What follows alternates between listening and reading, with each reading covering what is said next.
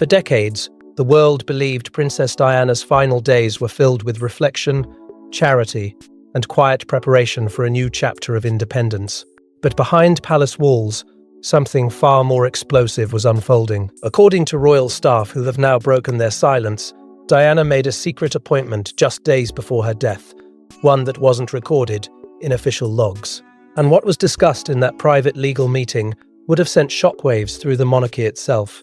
Before we go deeper into what this really means for the royal family, make sure to subscribe so you don't miss a single update. By the summer of her final year, Diana had already begun pulling invisible threads that once bound her tightly to the institution she had married into. The divorce had not only severed her from Prince Charles, it had awakened something inside her, a quiet determination, a refusal to remain defined by rules written by others.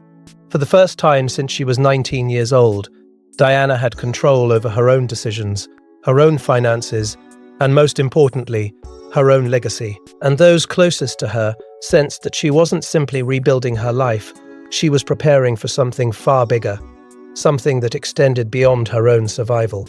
Royal staff would later recall subtle but unmistakable shifts in her behavior. Diana had always been emotionally expressive, but now there was a deeper layer beneath her warmth. She listened more carefully, she spoke more deliberately, and she trusted fewer people than ever before. It began quietly, a call placed from a private line, a request that bypassed the usual palace channels. The royal scheduling office, trained to track every movement, every appointment, every public and private obligation, found nothing logged under her name that day. No official meeting, no listed visitors, no legal consultations. And yet, according to those who worked within the system, there was movement, carefully concealed movement. Diana had arranged a legal meeting outside the palace's formal awareness, not through her royal secretaries, not through her security detail, but entirely on her own terms. This alone sent quiet ripples through the inner circle, because Diana understood the system too well to break its structure without reason. She knew that secrecy within the monarchy was never accidental. It was intentional, protective, strategic. What made the meeting even more unsettling was how she chose to attend it. She did not arrive surrounded by protection officers or assistants. She arrived alone. No witnesses from her usual circle, no advisors present to mediate or influence her decisions. It was a level of isolation that spoke volumes, not of vulnerability, but of intent. Those present at the legal office would later describe an atmosphere heavy with urgency. Diana was calm, but there was an unmistakable intensity in her voice. She wasn't asking questions. She was giving instructions. Clear, precise, final. This was not a woman uncertain of her path. This was a woman securing it. And when she emerged from that meeting, those who saw her immediately recognized the difference. She held the documents close, not casually, but protectively. Her grip was firm, almost instinctive, as though the papers carried more than ink and signatures. They carried consequence. Her expression wasn't fearful, but it wasn't light either. It was resolved, steady, certain. One royal aide would later recall the moment vividly, describing how Diana walked with a quiet strength that felt new even to those who had known her for years. It was as if she had crossed an invisible line and could never return to the person she had been before. In the days that followed, subtle changes continued to ripple outward. Diana appeared lighter in some moments, as if she had unburdened herself from a weight she had carried in silence. But there was also a deeper seriousness beneath her warmth. She spent more time in reflection, more time in private conversations, and fewer words were spoken without intention. Palace insiders noticed, but no one fully understood. Not yet, because within the monarchy, secrecy was currency, and Diana had just made a transaction no one else had authorized. Questions began to form in the shadows. Why had she hidden the meeting? Why had she excluded her usual advisors? And perhaps most unsettling of all, what had she put into motion that required such secrecy? Because Diana was not reckless, she was careful, thoughtful, protective. Every decision she made was rooted in her love for her sons and her understanding of the institution that would one day belong to them. She knew its strengths, she knew its dangers, And she knew how easily power could shift beneath the surface, unnoticed until it was too late. What no one realized at that moment was that Diana wasn't simply preparing for her own future, she was preparing for someone else's. Someone who had not yet stepped fully into the royal spotlight. Someone whose name would one day become inseparable from the crown itself. And Diana, guided by instinct and experience, had already seen what others had not. She had already begun to protect the future before it even arrived. But what Diana discussed in that closed-door legal meeting wasn't merely about money or independence. It was about the future of the crown itself, and one name that no one expected to appear in her final intentions. When Diana's lawyers reportedly opened the draft revisions she requested, they were stunned into silence. This was not a routine update. This was not a minor adjustment. Diana had inserted a name that, at the time, held no official row, Yal power, a name that wasn't yet connected to the throne, Catherine. And according to those present, Diana's voice didn't tremble when she explained why Catherine needed to be protected, because she already knew Catherine's future would be far more dangerous than anyone imagined. There was a long pause in that private room after the name was spoken, not because her legal advisors didn't understand what she meant, but because they understood it too well. They knew Diana was not a woman who made symbolic gestures without purpose. Every word she chose carried intention. Every instruction reflected experience carved from years of emotional warfare inside an institution that thrived on hierarchy, loyalty, and silence. And yet here she was, speaking with unsettling clarity about someone who had not even fully entered the royal orbit. Catherine was not yet Princess of Wales. She was not yet destined in the public's eyes for the future Diana seemed to already see. But Diana spoke as though Catherine's path had already been written, and as though danger was already waiting for her there. What unsettled the lawyers most was not simply the name, but the conviction behind it. Diana did not hesitate. She did not ask if it was possible. She instructed them to ensure Catherine would be shielded in ways that extended beyond traditional inheritance. This was not about wealth. Diana had learned long ago that money alone could not protect a person from isolation, manipulation, or institutional coldness. She wanted something far more enduring, something invisible, yet powerful. She wanted Catherine to inherit protection not in the form of property, but in the form of legitimacy, influence, recognition that could not easily be erased or denied. Her voice, according to those present, carried a calm urgency, not panic, not fear, but the quiet determination of someone who understood exactly how fragile royal favor could be. Diana spoke about Catherine as if she already knew her not personally, but emotionally. She described her as someone strong enough to endure pressure, yet vulnerable enough to suffer beneath its weight. She understood the paradox of entering the royal family. The world would celebrate Catherine publicly, but privately, the institution would test her. Diana knew this because she had lived it. She had felt the suffocating silence of palace corridors, where smiles concealed judgment and loyalty could shift without warning. She had stood alone while the world watched, admired, and misunderstood her all at once. And she refused to let Catherine face that same loneliness without some form of protection waiting beneath the surface. There was something else beneath Diana's words that day, something her lawyers would never forget. It was the sense that she believed time was no longer guaranteed. She spoke with the clarity of someone racing against an invisible clock. She insisted the revisions be handled swiftly, without delay or exposure. She did not want questions. She did not want interference. She wanted certainty. Because Diana understood something few others did. Within the monarchy, the future was not always shaped by public declarations. It was shaped by quiet decisions made in private rooms, long before the world ever realized their significance. Her focus on Catherine was not random. It was deliberate. Diana understood that William's future would not be his alone. The woman beside him would carry emotional burdens equal to his own. She would become a symbol, a stabilizer, and inevitably, a target. Diana had seen how the monarchy could elevate someone and isolate them simultaneously. She had experienced the contradiction firsthand, And she knew Catherine would one day walk that same fragile line between adoration and expectation. Diana's revisions were her way of ensuring Catherine would not walk it alone. The lawyers, though bound by professionalism, could not ignore the weight of what they were witnessing. They were not simply drafting legal amendments, they were documenting foresight. They were recording the final protective instincts of a woman who had learned the monarchy's deepest truths through suffering. Diana was not acting out of sentiment. She was acting out of knowledge. She knew how quickly alliances could fracture.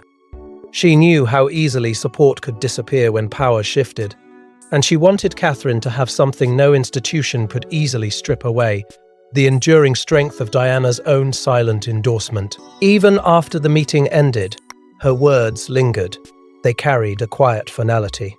Diana had done something irreversible. She had reached forward into a future she would never see and placed her hand protectively over someone who had not yet realized she would need it. And those who had witnessed that moment understood one terrifying truth. Diana had not made this decision lightly.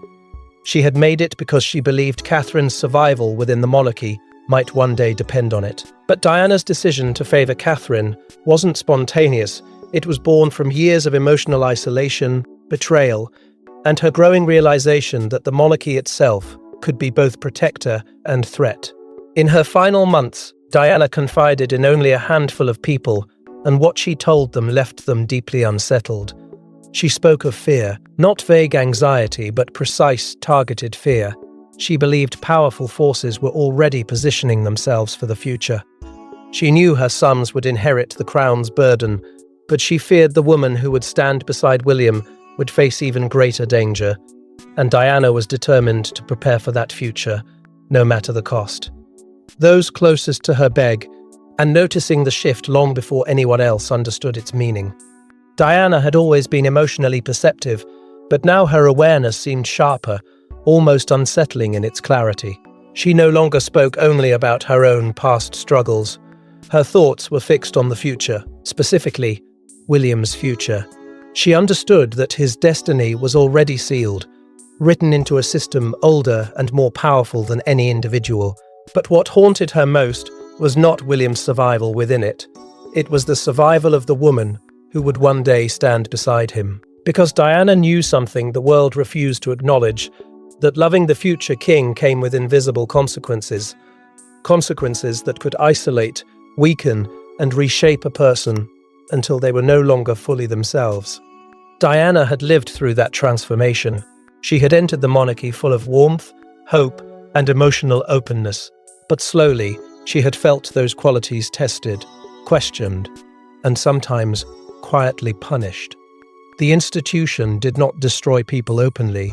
It changed them gradually, subtly, until even they could not recognize what they had lost.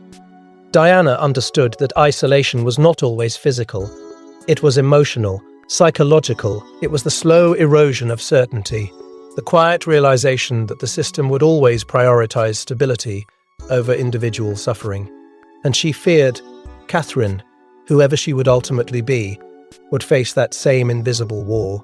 There were moments, private and unrecorded, when Diana allowed herself to speak with painful honesty.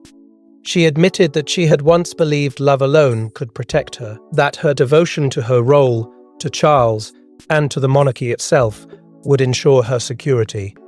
But she had been wrong. She had learned, through heartbreak and betrayal, that the monarchy operated according to its own logic.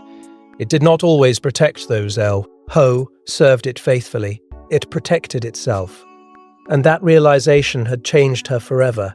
It had forced her to see the future differently, not as a fairy tale, but as a battlefield of influence, perception, and survival. What made her fear so powerful was its precision. She was not afraid for herself anymore. She had already endured the worst of it. Her concern was forward-facing. She spoke of Catherine as if she already understood the emotional cost she would pay.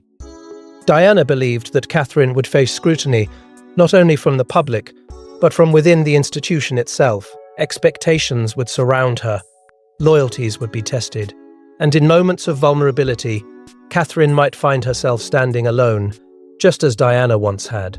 Diana could not allow that possibility to exist without intervention. Her legal preparations were not driven by sentiment, they were defensive, strategic. She was building something beneath the surface, something that could not be easily undone. She wanted Catherine to have legitimacy that extended beyond titles. She wanted her presence to be anchored in something deeper than tradition. Diana understood that symbolic protection could be just as powerful as legal authority. It could influence perception, it could shift loyalty, and most importantly, it could ensure Catherine would never be dismissed or undermined without consequence. There was regret in Diana's reflections. Not regret for loving her sons, or for embracing her role, but regret for how unprepared she had been. She had entered the monarchy believing she would be supported, protected, and understood. Instead, she had been left to navigate its complexities alone. She did not blame herself anymore. She blamed the system that had demanded strength without offering safety, and she refused to allow Catherine to inherit that same vulnerability without preparation. Those who listened to Diana during those final months would later recall the quiet certainty in her voice. She did not sound afraid in the traditional sense. She sounded resolved. She had accepted what she could not change about her own past, but she believed she could still shape the future. Her actions were not impulsive. They were deliberate responses to patterns she had already witnessed. She was not reacting to a single threat. She was preparing for an inevitable reality. And beneath it all was one chilling truth. Diana believed the monarchy would one day face internal tensions that could redefine its future. She believed Catherine would stand at the center of those tensions, whether she wanted to or not. Diana could not prevent Catherine from entering that world, but she could ensure she would not enter it unprotected. But Diana wasn't acting on instinct alone. She had already seen subtle signs within palace dynamics that convinced her Catherine's future role would ignite dangerous power struggles. Diana had learned the monarchy's most dangerous truth. Power wasn't always visible. It lived in silence, in whispers, in decisions made behind closed doors. And in her final legal conversations, Diana reportedly made it clear she no longer trusted the institution to protect those she loved. She believed Catherine would eventually face the same cold resistance Diana herself endured, and she refused to let history repeat itself without leaving behind protection. Diana's transformation from hopeful bride to wary survivor had not happened overnight. It had been shaped slowly, through moments the public never saw and conversations that never left palace walls. She had entered the monarchy believing its structure was unbreakable, guided by loyalty and duty. But over time, she discovered something far more complicated. Popularity in the eyes of the world did not translate into safety within the institution itself. Applause from crowds meant nothing in private rooms where influence was negotiated quietly, where alliances shifted without warning, and where emotional strength could be perceived as political threat. Diana had experienced the painful contradiction of being adored publicly while feeling increasingly unsupported privately, and that contradiction had forced her to confront a truth she could never ignore again. She had seen how quickly royal favor could change. One day, someone could be embraced. The next, they could be distanced. Not through public rejection, but through silence, through exclusion, through subtle shifts that left no visible trace, but carried devastating emotional weight. Diana had watched as relationships inside the institution adjusted themselves to protect stability above all else.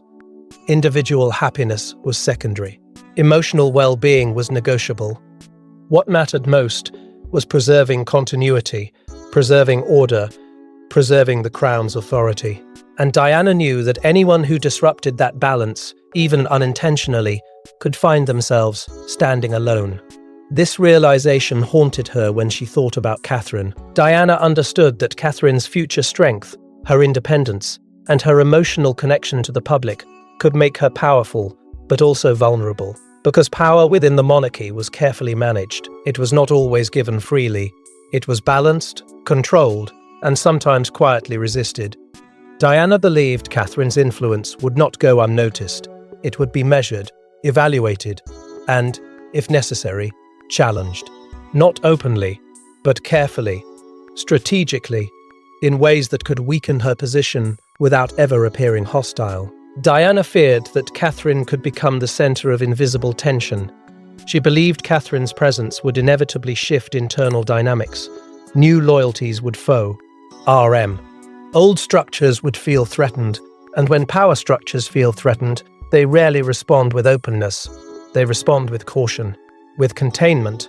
Diana had experienced that containment herself.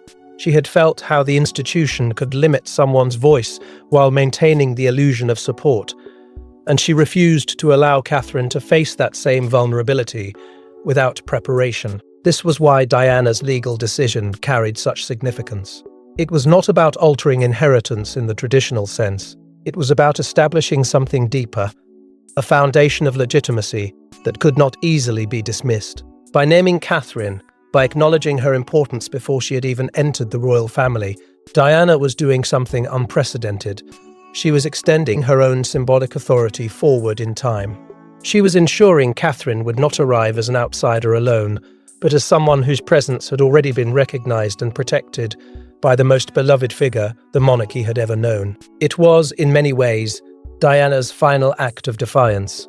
Not loud, not confrontational, but powerful in its quiet certainty. She was reclaiming control over a narrative that had once been controlled for her.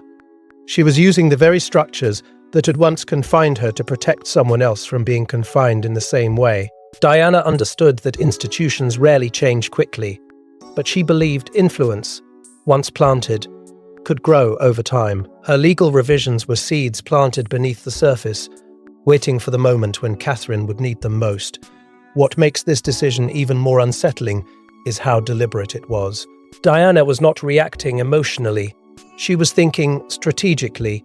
She was acting with the clarity of someone who had already endured the system's harshest lessons. She was preparing Catherine not just for a role, but for a battle of perception, loyalty, and survival. And she was doing it quietly, without seeking recognition or approval. But Diana wasn't the only one aware of these legal changes, and what happened after her meeting suggests others may have realized the consequences far sooner than the public ever did. According to royal insiders, whispers began circulating within days. Someone knew Diana had met with lawyers. Someone knew she had changed something significant. And the reaction wasn't calm, it was alarm. Senior figures reportedly feared Diana's legal changes could reshape future royal influence in ways no one could control. Because if Diana had legally empowered Catherine, even symbolically, it could alter alliances, legitimacy, and the delicate balance of power within the monarchy itself. The first signs were subtle, questions asked in careful tones, inquiries made without leaving paper trails. Diana's independence had always unsettled certain figures within the institution, but now there was something different. Something urgent beneath the surface. She was no longer operating within predictable boundaries. She had stepped outside them entirely. And when someone within the palace breaks from its structure, attention follows immediately. Not publicly, never publicly, but internally, quietly, and with precision. Palace officials reportedly began seeking confirmation, not openly, but through indirect channels. They needed to know what Diana had done, what she had signed, what she had set into motion, because Diana, unlike many before her, had nothing left to lose. She was no longer bound by the same obligations. She no longer relied on palace approval for her identity or survival. That freedom made her powerful. And unpredictable power is the one thing institutions fear most. She had already proven she could influence public perception without permission. She had already demons, traded that her voice could shift narratives the monarchy itself struggled to control. Now, the possibility that she had secured something permanent, something legally binding, created a new level of anxiety, because legal authority cannot be silenced as easily as emotional influence. It exists independently. It endures. Inside palace corridors, tension began to grow between those who remained emotionally loyal to Diana and those who prioritized institutional continuity above all else. Some believed Diana's intentions were protective, driven by maternal instinct and hard-earned wisdom. Others saw them as disruptive, potentially destabilizing carefully maintained structures of succession and authority. The divide was never spoken openly, but it was felt. Conversations became guarded. Trust became fragile. Diana had always been a figure who inspired deep loyalty, but also deep concern among those who believed stability depended on control. What made the situation even more volatile was the name itself. Catherine, a figure not yet fully visible within royal life, yet suddenly connected to Diana's final legal intentions. The implications were impossible to ignore. If Diana had symbolically elevated Catherine's future legitimacy, she had done something unprecedented.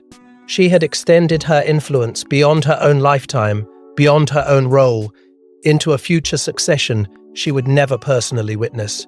And within the monarchy, symbolic authority can carry weight equal to formal titles. Diana's public image remained unmatched. Her emotional connection to the people remained untouchable. To link that legacy to Catherine was to shape perception before Catherine had even stepped fully into her destiny. Concerns grew quietly but steadily, not because Diana had broken rules she had operated within her legal rights, but because she had acted outside expectation. The monarchy relies on predictability, on continuity, on controlled transitions of influence. Diana's decision disrupted that rhythm. It introduced uncertainty. It raised the possibility that future loyalties could be shaped not just by hierarchy, but by emotional legacy. And emotional legacy, unlike titles, cannot be reassigned or revoked. Then, suddenly, everything stopped. Diana's death froze the situation in place before anyone fully understood its consequences. Her legal decisions, whatever their full extent, became locked behind confidentiality, protected by law and circumstance. Those who feared their implications could not challenge them directly. Those who supported them could not openly defend them. The truth remained suspended in silence. Questions lingered without answers. Intentions remained hidden behind legal protection and institutional restraint. And perhaps most unsettling of all was the realization that Diana had acted with timing that now seemed almost prophetic, because whatever she had prepared, whatever she had secured, would now unfold without her presence. Her voice was gone, but her influence was not. It remained embedded in decisions she had made during her final days, waiting quietly for the future to catch up with them.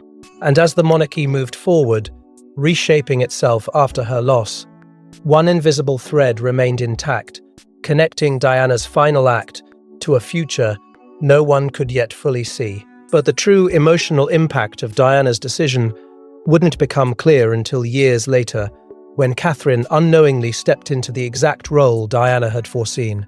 When Catherine entered the royal family years later, few realized she was stepping into a role Diana had already anticipated. Diana had never met Catherine formally, but those who knew Diana insist she understood exactly what kind of woman William would choose. Strong, resilient, compassionate, and vulnerable to the same forces Diana had faced. Catherine wasn't just marrying William. She was stepping into a destiny Diana had already tried to protect. From the very beginning, Catherine's presence stirred emotions that few could fully explain. There was admiration, of course. The public saw grace, composure, and quiet dignity. But beneath the admiration was something deeper: recognition. A sense that history was not simply repeating itself, but continuing unfinished business. Those who had watched Diana's rise could not ignore the parallels. Catherine carried herself with a calm strength that did not demand attention, yet commanded it naturally. She spoke carefully. She listened intently. She understood the emotional weight of her role without ever appearing overwhelmed by it. And yet, within palace circles, there was a quiet awareness that her strength would soon be tested, because entry into the royal family was never simply a celebration. It was a transformation. Catherine was no longer just William's partner. She became part of an institution, governed by tradition, hierarchy, and expectation. Every word she spoke carried consequence. Every silence was interpreted, every gesture measured. Diana had endured the same scrutiny decades earlier, and those who remembered her journey could see the familiar pattern unfolding again. Catherine faced pressure not through confrontation, but through expectation. She was expected to embody stability, to embody continuity, to embody perfection. And, like Diana before her, she was expected to do so without revealing the emotional cost beneath the surface. What made Catherine remarkable was her ability to endure without losing herself. She did not rebel openly, she did not retreat emotionally. Instead, she adapted, she learned, she observed the institution carefully, understanding its rhythms, its sensitivities, and its invisible boundaries. Her strength was not loud, but it was undeniable. Palace insiders began noticing something unsettling in its familiarity. Catherine possessed the same quiet resilience that had once made Diana both beloved and misunderstood. She connected with people emotionally. She projected warmth without sacrificing composure. And that combination strength, paired with emotional accessibility, had always been powerful within the monarchy. As Catherine's influence grew, subtle shifts began occurring beneath the surface. She was no longer simply a new member of the royal family. She was becoming a stabilizing force. Her presence reassured the public. Her composure strengthened William's image, and her ability to navigate the institution without visible conflict quietly elevated her position. But with influence comes attention. Some within the institution reportedly watched closely, aware that Catherine's growing legitimacy was reshaping internal dynamics in ways few had predicted. Her strength was not disruptive, but it was undeniable. And anything undeniable within a system built on careful balance inevitably changes that balance. It was during these years that Diana's final legal preparations began to feel less like speculation and more like prophecy. Those who had known Diana personally began reflecting on her fears, her foresight, and her determination to protect William's future partner. Catherine's journey mirrored Diana's in ways that were impossible to dismiss as coincidence. The emotional burden, the silent expectations, the careful navigation of an institution that demanded loyalty without always offering emotional protection in return. Diana had understood this path intimately, and now Catherine was walking it. There was something both haunting and reassuring in that realization. Diana had not lived to guide Catherine personally. She had no stood beside her to offer reassurance or wisdom. And yet, in a quiet and deeply symbolic way, Diana's influence remained present. Her decisions, made in secrecy years earlier, had extended beyond her lifetime. They had created a foundation Catherine could stand on, even without knowing it existed. Diana had anticipated Catherine's arrival, not as an outsider, but as a successor to her emotional legacy. And as Catherine continued to rise, to strengthen her position, and to carry the emotional weight of her role with quiet dignity, one unsettling question lingered beneath the surface. Had Diana known all along that Catherine would need protection, not just from public pressure, but from the institution itself? Because if Diana had foreseen Catherine's struggles before they even began, then her final legal decisions were not acts of speculation, they were acts of preparation. But what no one expected was that fragments of Diana's final legal intentions would eventually resurface, and when they did, they changed everything. For years, they said nothing, bound by loyalty, bound by fear, bound by the crown itself. But now, royal staff who witnessed Diana's final legal preparations have begun confirming what many suspected. Diana didn't act randomly. She acted deliberately. She acted strategically. And she acted for Catherine. These confirmations are not rumors. They are first-hand accounts from those who saw Diana's determination to shape the monarchy's future beyond her own lifetime. The silence that surrounded Diana's final legal decisions was not accidental.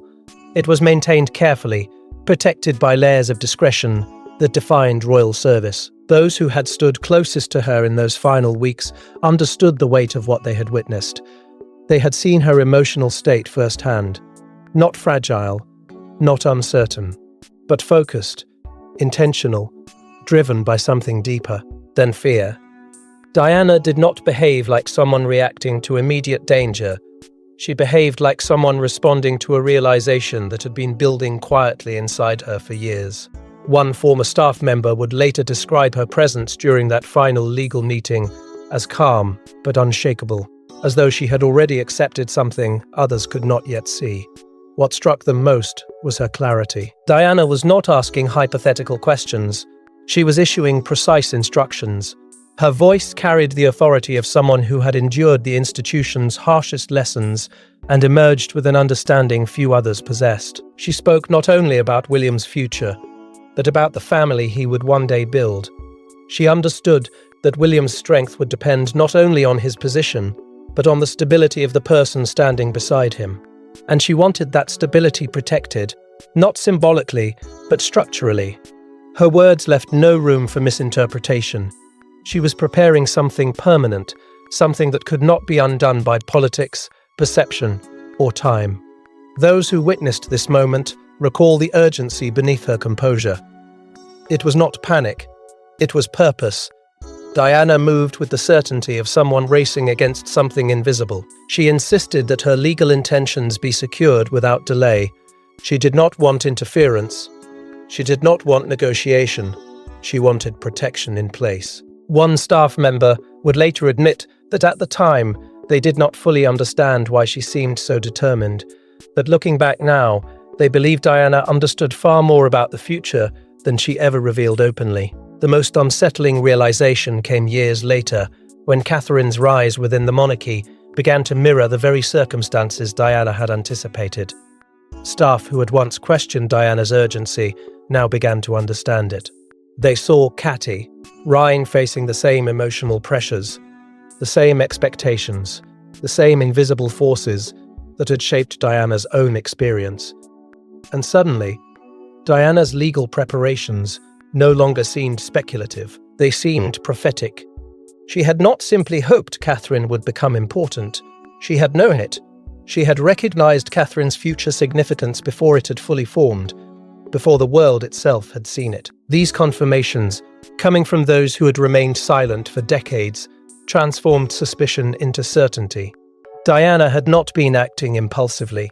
She had been acting with foresight, with intention, with a level of emotional awareness that extended beyond her own lifetime.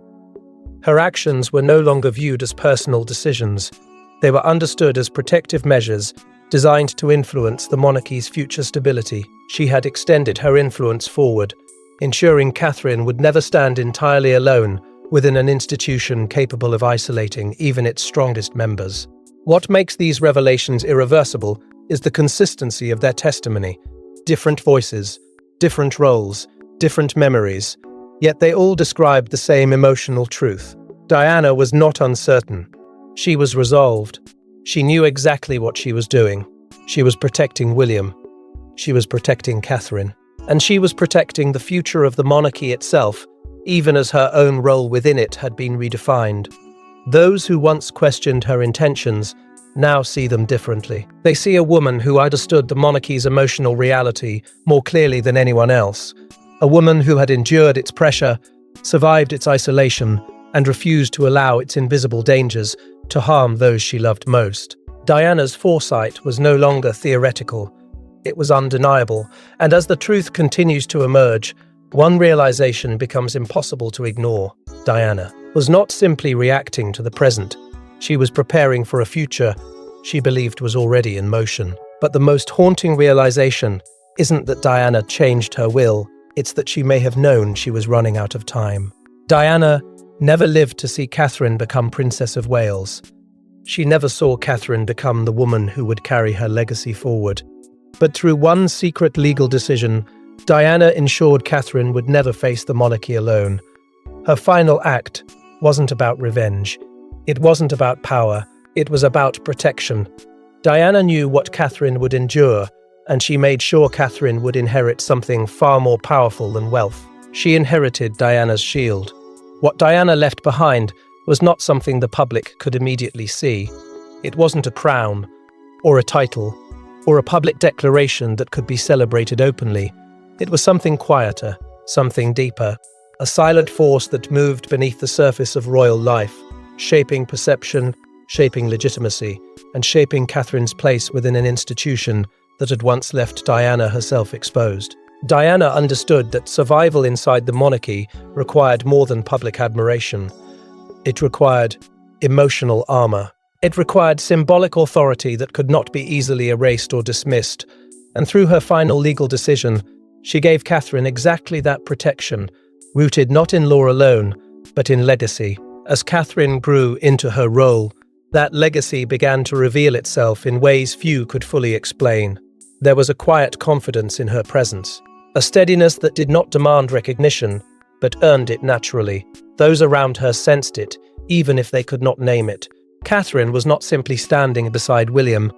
She was standing within a legacy that Diana herself had fortified. And as Catherine faced the pressures Diana had once endured, she did not collapse. Beneath them. She endured. She adapted. She grew stronger. Diana's foresight had created something invisible, yet powerful, a foundation Catherine could stand on even without knowing it existed. There were moments when Catherine's strength seemed to echo Diana's spirit so clearly that it left those who had known Diana shaken by the resemblance, not in appearance, but in emotional resilience. Catherine carried herself with the same quiet determination, the same ability to connect with people beyond titles and tradition. And with every passing year, it became clearer that Diana's influence had not faded, it had evolved. It had transferred itself into the future Diana had fought to protect. Catherine was not replacing Diana. She was continuing her. What makes Diana's final act so powerful is that it reshaped the monarchy without ever announcing itself. It did not challenge the institution directly. It strengthened it quietly, ensuring that the emotional stability of its future would not depend solely on tradition, but on protection built through experience and sacrifice. Diana had taken the pain she endured and transformed it into something meaningful, something protective, something enduring. Her influence became embedded within the monarchy's future, not as rebellion, but as preservation. And as Catherine's role continued to grow, so did the realization that Diana had succeeded. Catherine became not only Princess of Wales, but a stabilizing force within the monarchy itself. Her presence reassured the public. Her strength reinforced William's future. Her emotional resilience ensured continuity where once there had been uncertainty. Diana had not simply predicted Catherine's importance. She had helped secure it. She had ensured Catherine would never enter the institution alone, never face its pressures without the invisible protection of Diana's belief in her. Diana's grey, elitist victory was not something she lived to witness. It was something she ensured would survive her absence. Her final decision extended her influence beyond death itself, ensuring her voice would continue to shape the monarchy's future, even in silence. She had been silenced, physically, but not symbolically. Her protection endured. Her foresight endured. Her love for William and his future endured. And through Catherine, Diana's emotional legacy remained alive, guiding the monarchy into a future she had already prepared it to face. Because in the end, Diana did not need to be present to protect Catherine. She had already done it. Her shield remained in place. Her influence remained intact. Her final act ensured that the monarchy's future would carry not only tradition, but compassion, not only duty, but understanding. Diana had transformed her suffering into protection. She had turned her pain into strength. And in doing so, she ensured her legacy would never disappear. And perhaps the greatest truth of all is this: Diana didn't just protect Catherine, she protected the future of the crown itself. Thanks for watching. Please don't forget to like and subscribe, and we will see you in next one.